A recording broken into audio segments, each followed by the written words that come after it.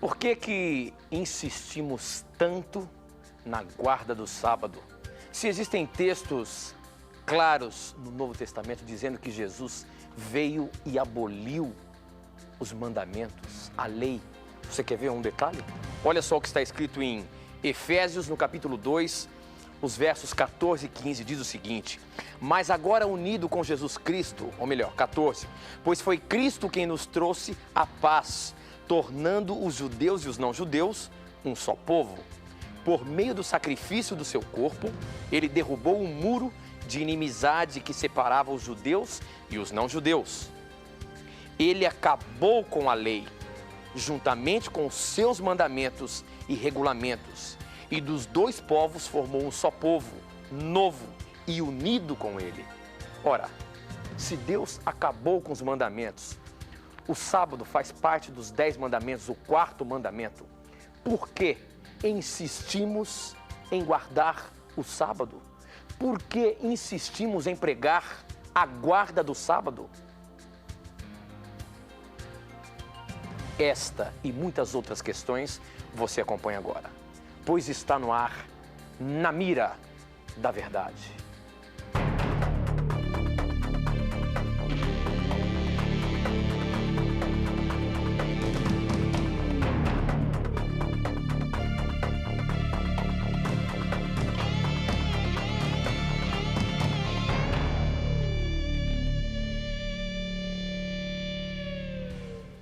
Olá, seja muito bem-vindo, já estamos no ar ao vivo. Rede Novo Tempo de Comunicação, este é o programa Na Mira da Verdade, um programa em que você pode mandar os seus questionamentos, você pode mandar as suas dúvidas bíblicas, teológicas, o que você quer saber sobre a Palavra de Deus, e tudo é respondido à luz da Bíblia Sagrada. Não é a Novo Tempo, não é o meu companheiro, colega de trabalho, o professor Leandro Quadros, não é o programa Na Mira da Verdade, e sim a Palavra de Deus. E para você participar do nosso programa, daqui a pouquinho eu falo para você. Primeiro, vamos cumprimentar o meu amigo, o professor Leandro Quadros. Para mim sempre é um privilégio poder estar aqui nesse horário, às 9 da noite, para enfrentar você, professor. Aqui, colocando você sempre na mira da verdade. Como é que vai, professor? Tudo bem? Vou bem, meu amigo. Na verdade, eu que tenho que enfrentar você, né? Porque você não dá moleza. Eu não sou os nossos que telespectadores, chega, professor. Você é o intermediário aí dos telespectadores, né? O que vem chumbo grosso, você manda sem dó, né? Mas é uma alegria, meu amigo, estar com você novamente. É uma alegria, querido telespectador, estar com você novamente, com você que nos acompanha também pela Rádio Novo Tempo. E antes de darmos sequência ao programa, eu só queria mandar rapidamente uns abraços aqui. O primeiro abraço, queria mandar um abraço para minha cunhada, a Keila, meu concunhado Júnior, e para os meus sobrinhos, Gabriel, Júlia e Giovana, de Belo Horizonte, né? Minas Gerais. Obrigado por vocês estarem assistindo aí o Na Mira da Verdade. Um abraço também para a turma do Colégio Adventista de São José dos Campos, é uma equipe da Cor Roxa, que estão participando de uma gincana lá. Um abraço para vocês. E o último abraço, o Tito, aqui tem uma listinha de algumas pessoas queridas. Tem uns 50 pessoas aí, aqui, né? Tem 55, Nossa. Tô brincando. Do centro de treinamento lá de Cotia. Eu estive lá no centro de treinamento, dando uma palestra para os obreiros, instrutores bíblicos, né, da União Central Brasileira da Igreja Adventista. E eu queria mandar um abraço para o pessoal tão valoroso que trabalhou lá na cozinha e tudo mais. A Olga, Ivani, Paulo, Valmir, Daiane, Adriana, Julinda, Isabel, Neia, Célio, Cláudia, Franciele e Felipe. Deus abençoe a todos vocês e obrigado pelo grande carinho que vocês têm para com o programa Na Mira da Verdade. Muito bem, professor. Então já vamos começar quente. Vamos lá, meu Olha irmão. só, você o tempo todo aqui tem defendido a lei de Deus, a guarda do quarto mandamento, o sábado. Mas, professor, a gente tem que ser claro com o nosso telespectador. Sim. Existem textos claros na palavra de Deus que dizem o contrário. Dizem que Jesus veio aqui e aboliu esse mandamento. Olha só, eu li aqui no começo Efésios 2. Vamos tomar como base Efésios 2. Tem muitos outros textos. E esse questionamento quem mandou pra gente foi o Eric. Ele é de Imbituba. A semana passada, ele é de Imbituba, Santa Catarina. E ele lançou aqui vários textos que nos mostra que essa lei foi abolida. Efésios 2, 14 diz o seguinte: pois Jesus Cristo quem nos trouxe a paz, tornando os judeus e os não-judeus um só povo. Por meio do sacrifício do seu corpo, ele derrubou o muro de inimizade que separava os judeus dos não-judeus. Ele acabou com a lei, juntamente com os seus mandamentos e regulamentos, e dos povos formou um só povo novo, unido com ele. Foi assim que ele trouxe a paz. Como explicar esse texto, professor? Você defende o tempo todo aqui sobre o sábado, mas a palavra de Deus é clara sobre esse assunto. O que você me diz? Você quer ver uma coisa, Tito? Quando a pessoa lê esse texto pela primeira vez, realmente ela tem a impressão de que a lei de Deus não tem valor algum. Agora, é importante quando estudamos um assunto bíblico que nós estudemos os textos mais difíceis à luz dos textos mais fáceis. Se nós pegarmos mesmo, Tito, isoladamente, esse texto de Efésios 2, 11 a 14, nós vamos chegar à conclusão de que a lei de Deus foi abolida. Agora, se nós analisarmos o conjunto das Escrituras e o próprio contexto da carta de Efésios, nós veremos que não foi isso que Paulo disse. Vou dar um exemplo. Em Romanos 3,31, quando o apóstolo Paulo estava falando aqui da justificação, do perdão por meio da fé em Cristo Jesus, em Romanos 3,31 mesmo, Paulo afirmou assim: anulamos a lei pela fé de maneira nenhuma, antes confirmamos a lei. Então nós pensamos assim, será que Paulo se contradisse? Porque em Efésios 2,14 ele afirma que a lei dos mandamentos foi abolida. Agora em Romanos 3,31, Paulo afirma claramente que a fé em Cristo, mesmo que eu seja salvo pela graça de Deus através da fé, essa fé não me desobriga de ter uma vida moral justa diante de Deus. Então Paulo está dizendo exatamente isso. Para nós entendermos Efésios 2, 11 a 14, seria importante nós darmos uma analisada também em Efésios 6, 1 e 2. Por quê? Porque se Paulo está abolindo a lei em Efésios 2, 14 e 15, então nós teríamos que ter um problema interpretativo em Efésios 6. Por quê? Em Efésios 6, Paulo está defendendo exatamente a observância da lei. Olha o que diz nos versículos 1 e 2. Filhos, obedecei a vossos pais no Senhor, pois isto é justo. Honra teu pai e tua mãe, que é o primeiro mandamento com promessa, para que te vá bem e sejas de longa vida sobre a terra. Agora, como entender isso? Será que Paulo poderia, em Efésios 2, 11 a 14, querido amigo que nos acompanha, ele poderia estar abolindo o mandamento honra teu pai e tua mãe? Se nós dissermos que o sábado foi abolido em Efésios 2, 11 a 14, temos que dizer que o mandamento honra teu pai e tua mãe também foi abolido. Por quê? Porque ele faz parte dos 10 mandamentos, assim como o sábado. Outro texto, professor Leandro Quadros? Não, deixa eu só concluir uma coisinha aqui, porque eu sei que tu vai vir com um texto pesado aqui. Já vou e quero ver como é que você vai sair. Quando Efésios 2,14 fala que ele aboliu a lei dos mandamentos, muitos irmãos protestantes não levam em conta, Tito, a expressão seguinte, que diz assim: aboliu a lei dos mandamentos na forma de ordenanças. Aqui nós temos que fazer uma distinção. É claro que a palavra lei na Bíblia, ela engloba tanto leis no aspecto moral, quanto cerimonial, civil e tudo mais. Só que nesse texto em específico, Paulo está destacando um aspecto cerimonial da lei. Ele está dizendo que através da cruz, Cristo reconciliou judeus e não judeus. E que agora não necessitaria mais de expressar a fé no Salvador através de sacrifício de cordeiros, porque o verdadeiro Cordeiro de Deus que tira o pecado do mundo já foi morto na cruz.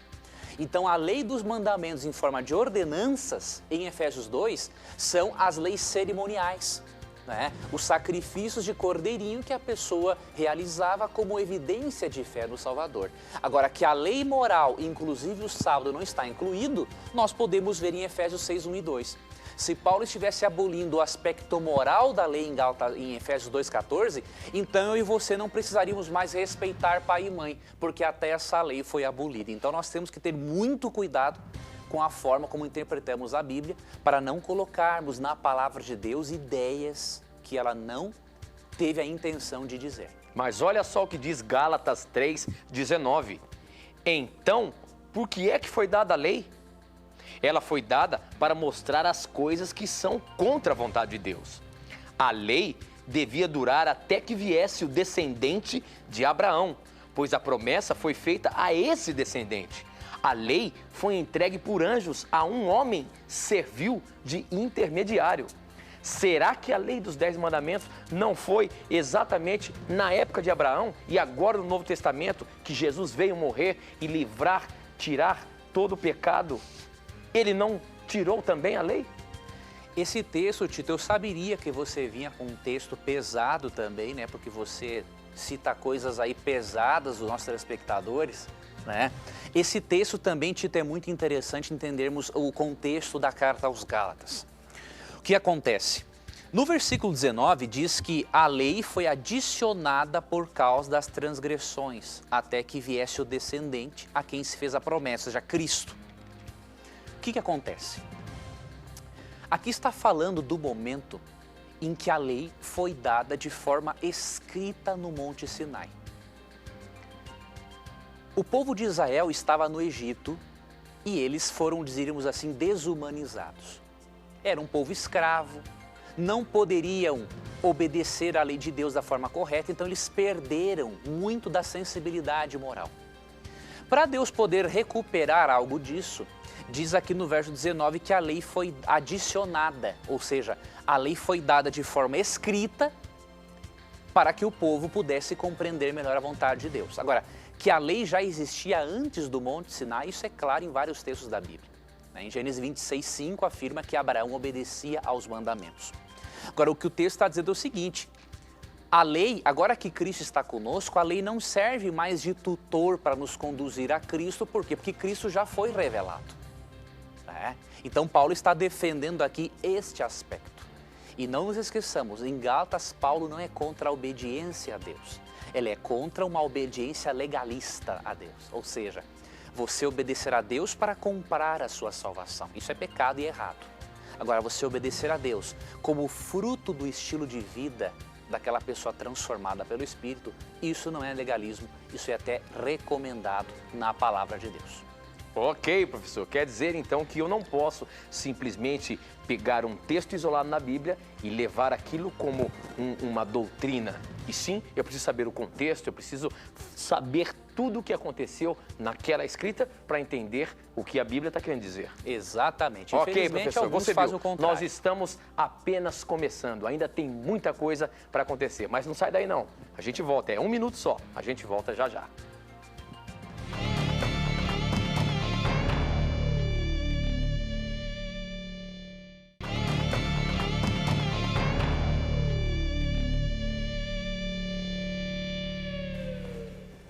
Já estamos de volta, você viu, é rapidinho. E eu quero dizer que para você participar do nosso programa, basta você mandar a sua pergunta, o seu questionamento, através de um torpedo, um SMS para a gente. E eu recebo ele agora, na hora aqui. Para você mandar, o nosso SMS é 12 9156 6972.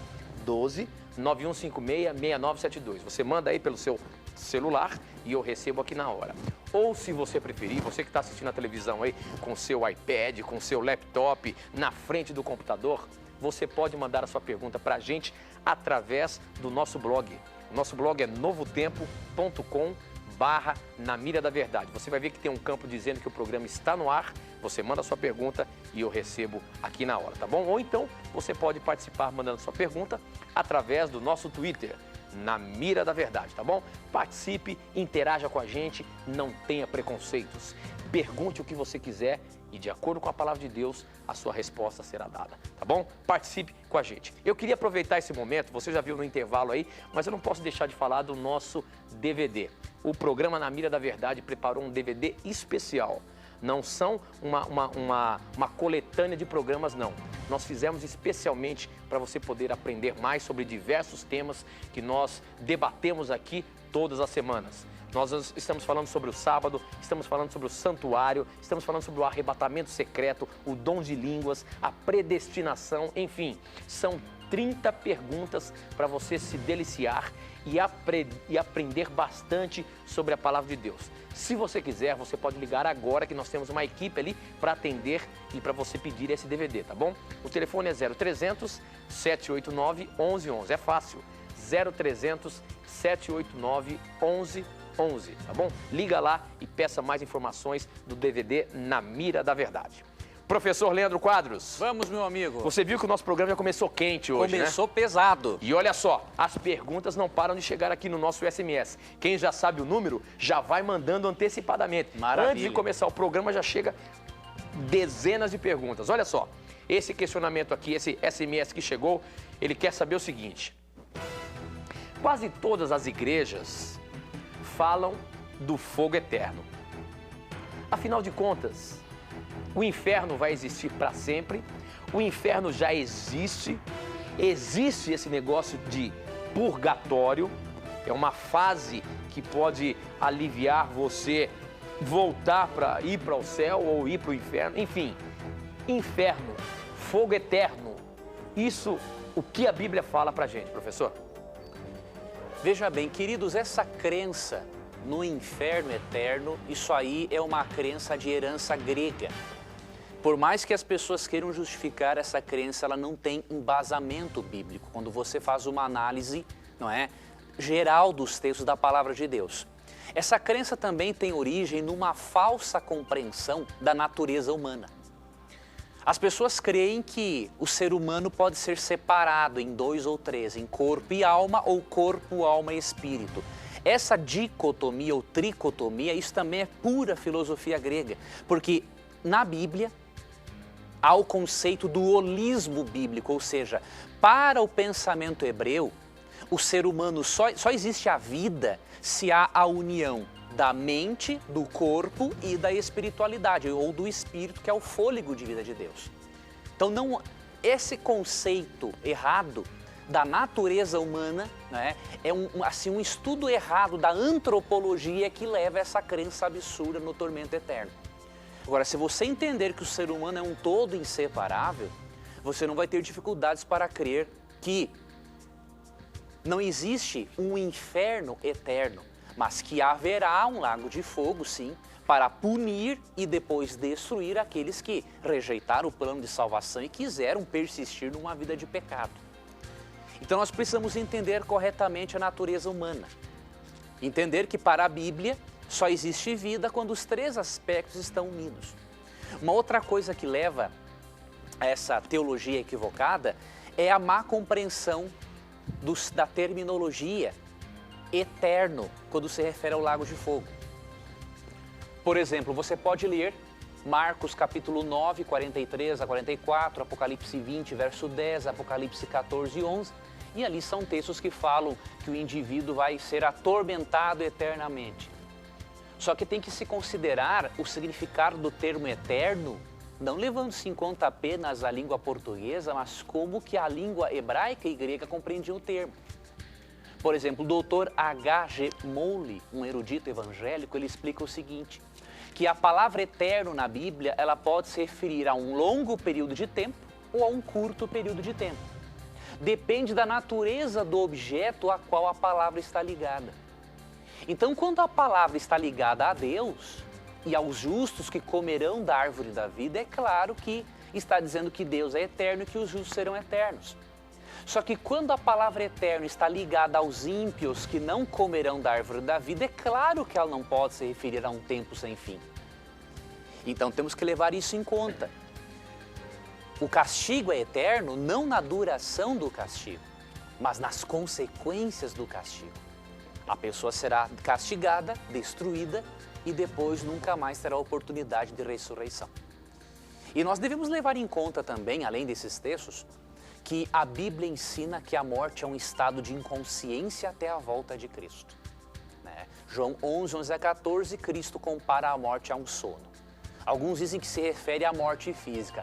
Nada a ver. Não existe essa história. Morte é morte mesmo.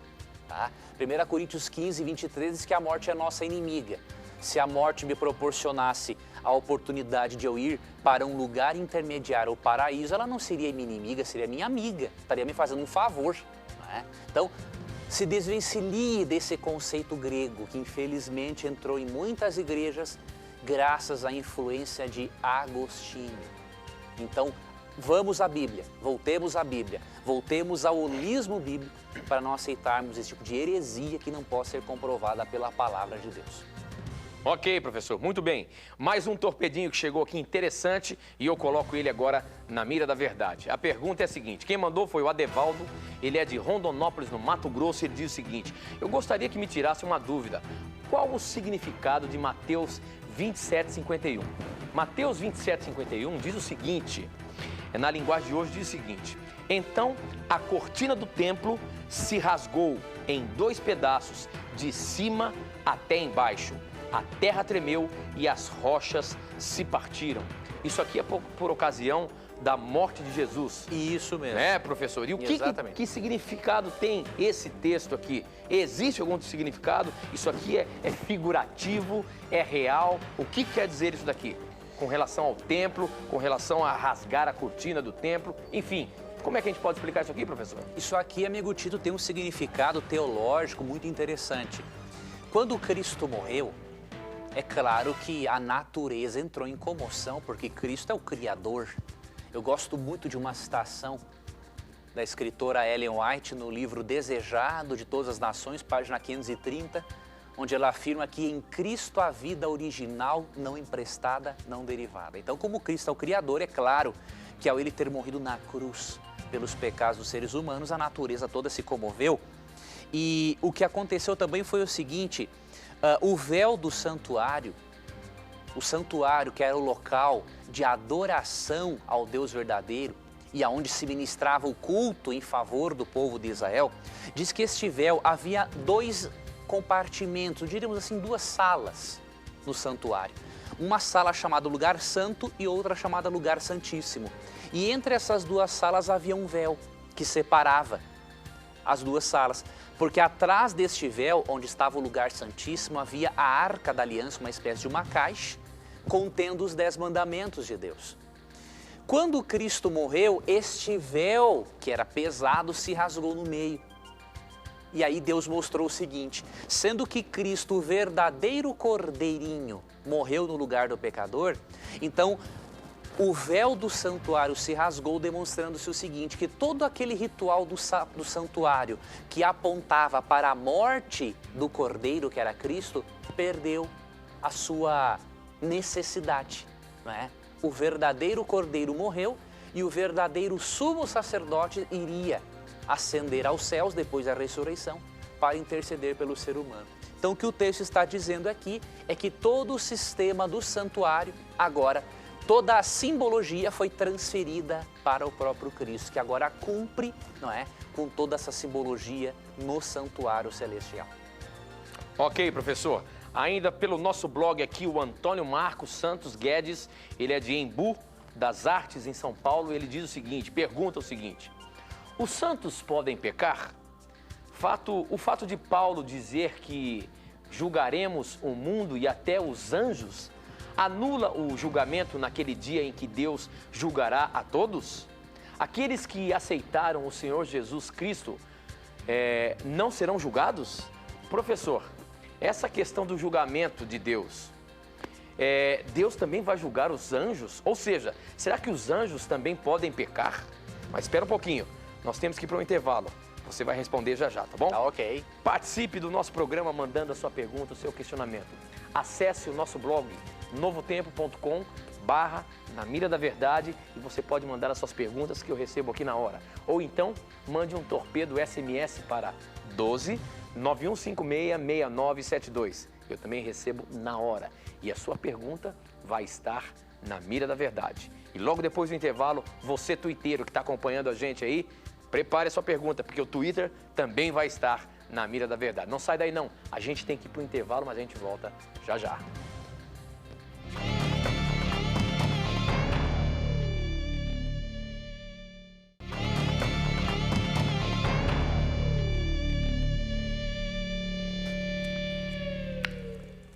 Já estamos de volta e agora são 21 horas e 31 minutos. Nós estamos ao vivo aqui pela Novo Tempo e eu queria mandar um abraço todo especial para os nossos ouvintes da Rádio Novo Tempo que estão conectados com a gente aí. Muito obrigado pelo carinho da sua audiência, muito obrigado por você estar sintonizando aí a Rádio Novo Tempo e acompanhando o programa Na Mira da Verdade. Talvez você esteja aí no carro, sintonizando isso daí e querendo saber que tipo de programa é esse. Este é um programa onde você manda pra gente os seus questionamentos sobre a palavra de Deus, sobre a Bíblia Sagrada, alguns assuntos teológicos que você quer saber a respeito do que a Bíblia fala sobre eles. Se você tem algum questionamento, se você tem alguma dúvida bíblica, manda pra gente e nós respondemos aqui de acordo com a Bíblia Sagrada e colocamos na mira da verdade, tá bom? Eu queria aproveitar agora, nesse momento, e oferecer para você um presente. Esta é a revista Verdades para o Tempo do Fim. É uma revista interessantíssima que tem 16 temas bíblicos para você aprender sobre esses assuntos que são apresentados aqui. Verdades para o Tempo do Fim. Tempo do fim é o tempo em que nós estamos vivendo. É um tempo diferente de toda a história. E você vai ver que a palavra de Deus apresenta tudo isso. E nesta revista você vai tirar essas dúvidas. E para você receber essa revista, você não tem que pagar nada. Ela vai chegar gratuitamente aí na sua casa. Basta você acessar o nosso blog, novotempo.com/na mira da verdade. Você vai ver que tem ali curso bíblico gratuito, Verdades para o Tempo do Fim. Você preenche ali e você vai receber aí na sua casa sem custo nenhum, tá bom? Então aproveite, é de graça. Você vai ter uma bela revista com os diversos temas aqui para você aprender. Por exemplo, olha aqui um tema interessante. Onde Deus está quando as tragédias acontecem? Não é incrível? Por que acontece tanta tragédia no nosso mundo? E Deus não está vendo isso? Ele está permitindo isso? Isso é só um dos temas. Tem muita coisa para você aprender. Verdades para o Tempo do Fim. É gratuito. Peça agora mesmo e receba aí na sua casa.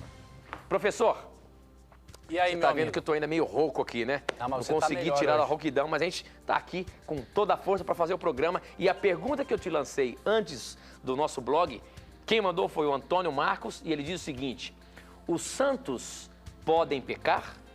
O fato de Paulo dizer que o julgamento do mundo e até que, ou melhor, que Paulo dizer que julgaremos o mundo e até os anjos, anula o julgamento naquele dia em que Deus julgará a todos? Ou seja, quem vai julgar? É Deus ou somos nós? E outra coisa, se nós vamos julgar até os anjos podem pecar? Que história é essa, professor? Essa pergunta é muito interessante. Veja bem, ela é respondida quando entendemos que o juízo de Deus tem 3 fases. A primeira fase acontece antes da volta de Cristo. Antes de Cristo voltar, ele faz uma análise dos registros celestiais para que o universo possa entender quem realmente aceitou a Cristo como Salvador e quem não aceitou, né? Eu gosto muito de um comentário do teólogo luterano Joseph A. Seyss, que ele afirma assim, que a ressurreição dos justos é uma evidência de que antes de Cristo voltar, ele efetuou um julgamento com antecedência para dizer quem foi digno da primeira ressurreição. Ele comenta isso com base ali em 1 Coríntios 15, 51 a 55. Já a segunda fase do juízo é essa que o nosso telespectador mencionou, Antônio. 1 Coríntios 6, 1 e 2 afirma que nós julgaremos os anjos. Este julgamento, ele ocorrerá no céu por ocasião do milênio. Quando Cristo volta, ele leva os seus para o céu e lá eles ficam 1000 anos, de acordo com Apocalipse capítulo 20. Neste período de 1000 anos, nós vamos avaliar a maneira como Deus lidou com os pecadores e inclusive como Deus lidou com os anjos maus que foram expulsos do céu na rebelião com Satanás, como nós podemos ler em Apocalipse 12, 7 a 9. Já a terceira fase do juízo, né, ocorre quando, depois do milênio, quando Cristo voltar, descer a este mundo com a cidade santa, aí ele vai o quê? Castigar e executar os demônios. Então, um anjo pode pecar? Qualquer criatura que tem livre-arbítrio, capacidade de escolha, pode escolher fazer o errado. E se você ler, por exemplo, João 8,44, aqui menciona claramente um pecado de um anjo, do anjo principal. Diz assim: vós sois do diabo, que é vosso pai, falando para os fariseus, não é? E quereis satisfazer-lhes os desejos. Ele foi homicida desde o princípio e jamais se firmou na verdade, porque nele não há verdade. Quando ele profere mentira, fala do que lhe é próprio porque é mentiroso e pai da mentira. Então a Bíblia chama o diabo de homicida e de mentiroso, mostrando o quê? Que realmente ele pôde pecar, ele pecou, ele escolheu rebelar-se contra Deus. E, portanto, é claro que o nosso julgamento, a nossa avaliação que faremos no milênio para entendermos como Deus lidou com essas criaturas rebeldes, não anula o julgamento de Deus em relação à humanidade, porque esse julgamento já foi feito antes da volta de Cristo, certo? Então, se você solicitar a revista gratuita Verdades para o Tempo do Fim, ali você vai ter um estudo sobre a doutrina do juízo, amigo Antônio, em que você vai estudar as 3 fases do juízo, que acontece antes da volta de Cristo e que diz respeito à humanidade, aos justos de Deus, o julgamento por ocasião do milênio, que diz respeito aos maus e aos anjos, e o julgamento depois do milênio. Então peça a sua revista agora mesmo, Verdades para o Tempo do Fim, não é? No e-mail namiradaverdade@novotempo.org.br, e com certeza você vai poder se aprofundar mais nesse assunto e você vai ficar contente com as boas notícias do juízo. O juízo não existe para condenar os justos, mas para que Deus mostre perante o universo qual justo realmente o aceitou de coração. Ok, professor, muito bem. E eu só queria reforçar, para você pedir o nosso curso bíblico, é mais fácil você pedir através do nosso blog, novotempo.com/Na Mira da Verdade, porque ali já tem um formulário para você preencher todos os dados necessários para chegar aí na sua casa, tá bom? Bom, a próxima pergunta, esse SMS que não para de chegar, viu, professor? Opa! O telefone aqui hoje está tremendo o tempo todo. Nós já recebemos mais de 100 perguntas aí, só através do nosso SMS. A gente queria colocar todas, mas a gente não tem tempo para isso. Mas olha só, como nós começamos a falar sobre o sábado hoje, quem mandou essa pergunta, deixa eu ver quem foi a Luana de Bento Gonçalves, no Rio Grande do Sul, e ela diz o seguinte: como guardar o sábado, já que eu nunca obedeci esse mandamento? O que fazer e o que não fazer? Por exemplo, eu posso ir a um aniversário no dia de sábado? Professor, como que a gente pode guardar o sábado? Essa é uma excelente oportunidade para a gente falar para o nosso telespectador que de repente nunca guardou o sábado. Como a Bíblia nos ensina a guardar o sábado? Olha, essa pergunta da Luana, né? Isso, Luana. Luana, a sua pergunta revela, Luana, a sua sinceridade e o seu desejo de fazer a vontade de Deus, né?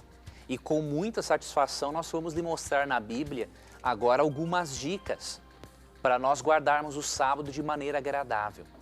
Antes é importante dizermos o seguinte, apresentarmos o porquê da observância do sábado.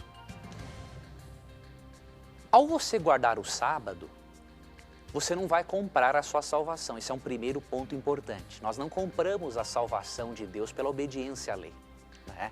De acordo com Romanos 5, versículo 1, nós somos perdoados por Deus através da fé em Jesus Cristo.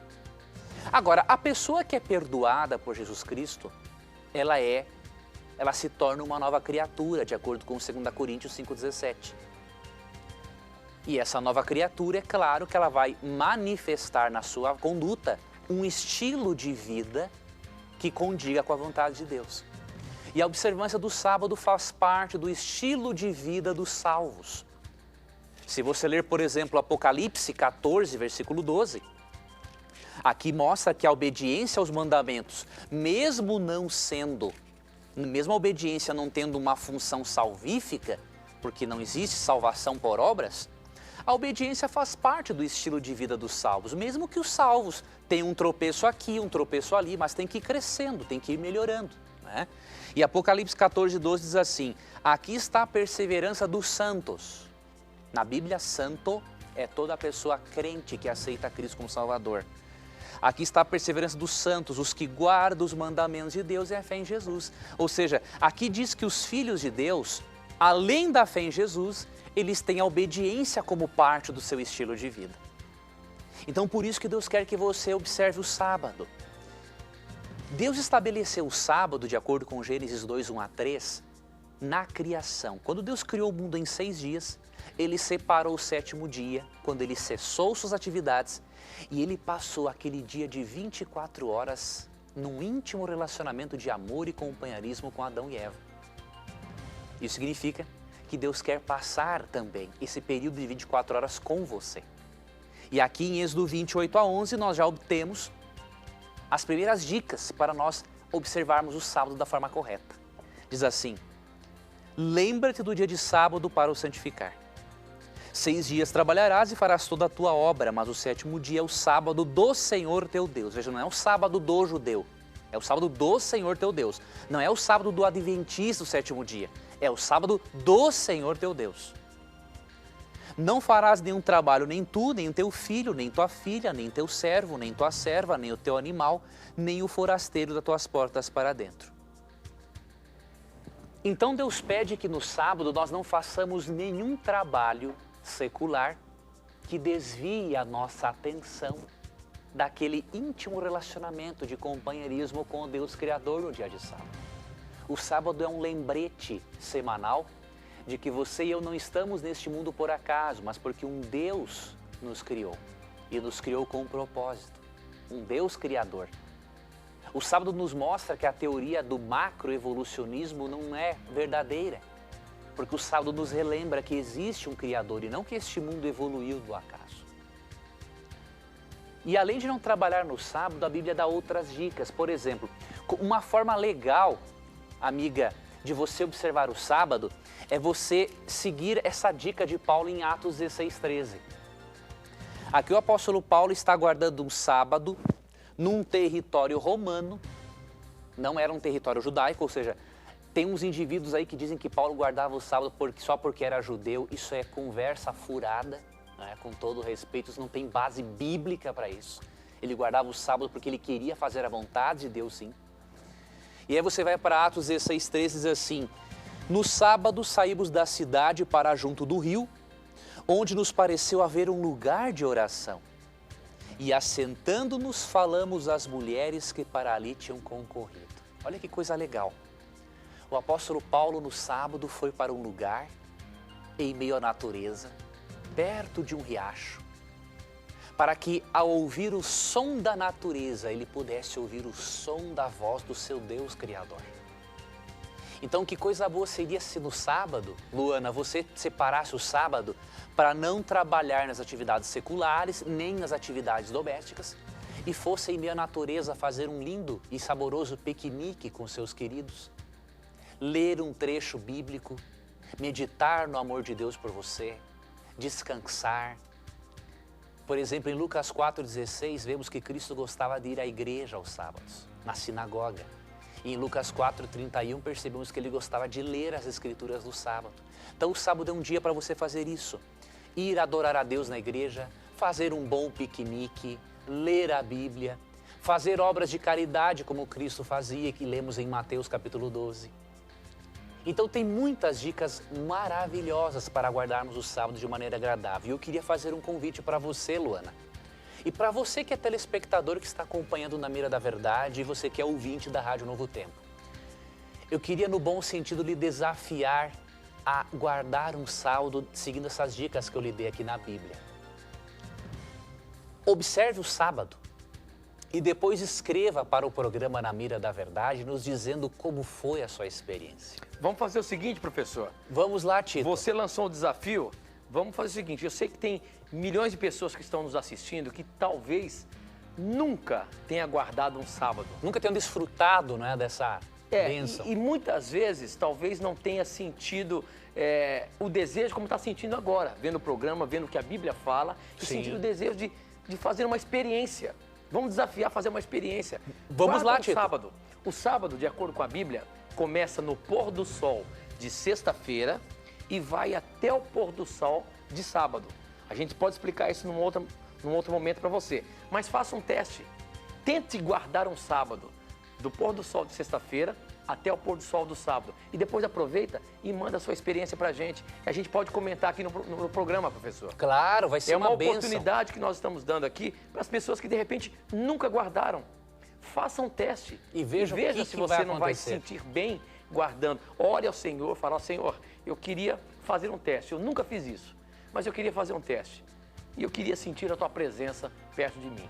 Eu tenho certeza que Deus vai estar bem perto de você, é ou não é, professor? Com certeza. E vamos fazer uma coisa, Tito, se você topar. Sim. Vamos gravar um videozinho para o Twitchcasting, para o Twitchcam, e vamos gravar dando dicas de como guardar o sábado. O que você acha? Vamos fazer o seguinte, no nosso Twitter, na sexta-feira, ao pôr do sol, nós vamos postar um videozinho falando sobre o sábado. Maravilha. Como guardar o sábado. Como guardar o sábado de maneira Twitter agradável. Na mira da verdade, tá bom, professor? Ótimo. Combinado? Combinadíssimo. Então tá bom, já tá marcado aí, hein?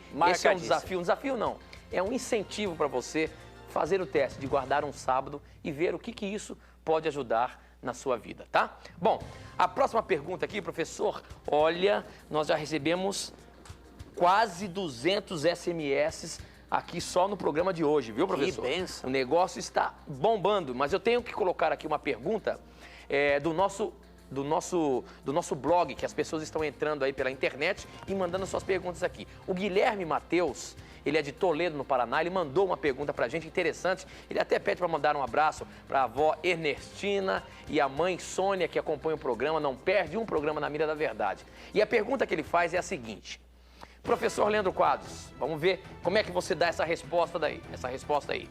Se o Espírito Santo é o nosso intercessor, para onde ele irá quando nós estivermos no céu? Se não precisaremos mais dele para falarmos com Deus. Se o Espírito Santo é o nosso intercessor, quando nós estivermos no céu, aonde vai o Espírito Santo? Se a gente não vai precisar mais dele. Veja bem, querido amigo, ali em Romanos capítulo 8, né, já vai lhe explicar em que sentido o Espírito Santo é intercessor. Romanos 8, 26 diz o seguinte: também o Espírito semelhantemente nos assiste em nossa fraqueza, porque não sabemos orar como convém, mas o mesmo Espírito intercede por nós sobremaneira com gemidos inexprimíveis. Tanto Cristo como o Espírito Santo são intercessores. Quando você lê 1 João 2, 1 e 2, ali é dito que Cristo é o nosso advogado. Só que Cristo é o nosso intercessor no sentido de nos garantir, com sua presença no céu, o nosso perdão. Já o Espírito Santo é nosso intercessor no sentido de nos ajudarmos a orarmos corretamente, diríamos assim, a adaptar, a editar a nossa linguagem da oração para que ela chegue a Deus. Mas isso em nada vai afetar a presença dele no céu, porque ele é o nosso intercessor aqui na terra, para que nós possamos orar corretamente a Deus. Agora, quando o pecado terminar e nós estivermos no céu, nós não vamos precisar da intercessão dele. Por quê? Porque nós não vamos mais orar a Deus, nós vamos estar com Deus o quê? Conversando face a face. E com certeza o Espírito Santo voltará para o céu. Hoje ele está aqui conosco. Como diz João 14, né, em João 14, 16, Cristo enviou esse outro Consolador para acompanhar a humanidade até o tempo do fim. Agora, quando o pecado terminar e todos estivermos no reino de Deus, o reino eterno e de justiça, o Espírito Santo estará conosco novamente.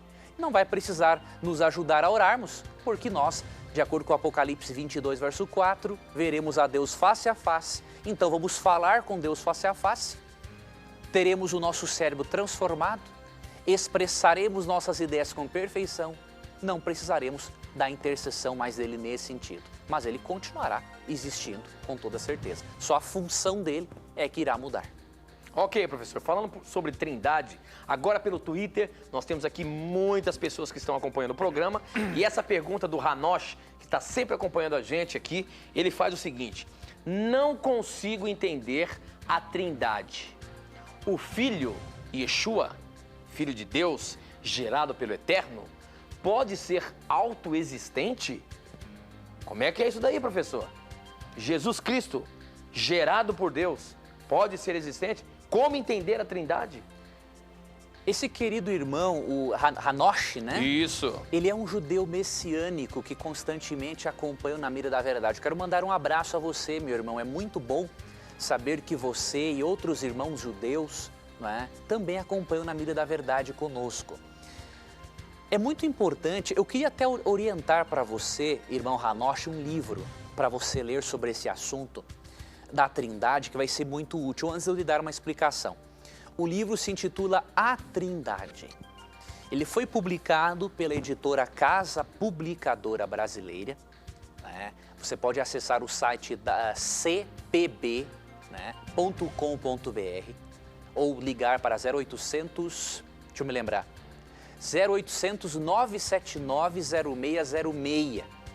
Então, se você acessar esse site ou telefonar para esse número, você vai poder adquirir o livro A Trindade, que ele explica, além da doutrina, aquilo que podemos entender da doutrina, ele explica os textos aparentemente difíceis. Por exemplo, quando você lê no Salmo 2, verso 7 ali, que Cristo foi gerado, esse termo você precisa entender à luz das Escrituras. Ali significa não que Cristo foi gerado no sentido de ser criado, mas o termo ali significa que ele foi entronizado. Então o termo gerar muitas vezes se refere à entronização de Cristo e não à sua origem. E eu vou dar alguns textos aqui rapidamente, irmão Hanosh, para lhe ajudar. Tá? Então, por exemplo, esse livro A Trindade vai lhe ajudar a entender o que a Bíblia afirma quando Cristo... O que a Bíblia quer dizer quando afirma que Cristo é unigênito, primogênito, gerado, filho? São terminologias que na nossa língua portuguesa tem um significado. Agora, na terminologia hebraica tem outro significado totalmente diferente. Então eu recomendo a leitura desse livro, tá? A Trindade. Apesar que no livro Na Mira da Verdade, que eu escrevi, eu também abordo algumas coisas, mas especialmente esse livro A Trindade, né, você vai ter uma explicação mais detalhada. Agora, que Cristo não teve origem, que Cristo é eterno, nós percebemos em vários textos da Bíblia. Por exemplo, se você ler Isaías 44:6 e comparar com Apocalipse 1:17, você vai ter aqui uma revelação muito interessante. Em Isaías 44:6, o Deus Yahvé do Antigo Testamento afirmou o seguinte: eu sou o primeiro e sou o último, e além de mim não há Deus. Somente um ser eterno pode afirmar isso. E o Deus Yahvé, ou Jeová, como dizem alguns, ele afirma, eu sou o primeiro e o último, ou seja, eu não tenho nem princípio nem fim, eu sou eterno. Só que além do Deus Yahvé afirmar que é o primeiro e último, você vai para Apocalipse 1:17 e você percebe que Jesus Cristo fez a mesma afirmação em relação a Ele mesmo. Em Apocalipse 1:17 ele diz assim: não temas, eu, Jesus Cristo, sou o primeiro e o último. Então Cristo não foi gerado no sentido de ser criado. Você pode ir para Colossenses 2:9, lá é dito que em Cristo habita corporalmente toda a plenitude da divindade. E aí você vai para João 8:57-59, comparando com Êxodo 3:14, e Cristo diz que Ele é o Eu Sou do Antigo Testamento. Não teve início e não terá fim. Quando a Bíblia diz que Cristo é Filho de Deus, você precisa entender, querido telespectador e amigo ouvinte, uma coisa. O termo filho, na concepção hebraica, nem sempre se refere a um ser que é criado por um pai. Eu quero lhe mostrar dois textos bíblicos que provam isso. O primeiro é João capítulo 5, versículo 18, que diz assim: por isso, pois, os judeus ainda mais procuravam matá-lo, a Jesus. Porque não somente violava o sábado, na compreensão deles, fanática, né? Mas também dizia que Deus era seu próprio Pai, fazendo-se o quê? Igual a Deus. Quando Cristo falou que Deus era Pai dele, como que os judeus entenderam essa filiação de Cristo com o Pai? Eles entenderam que Cristo se fez igual ao Pai, porque o termo filho significa também igualdade em essência, em natureza.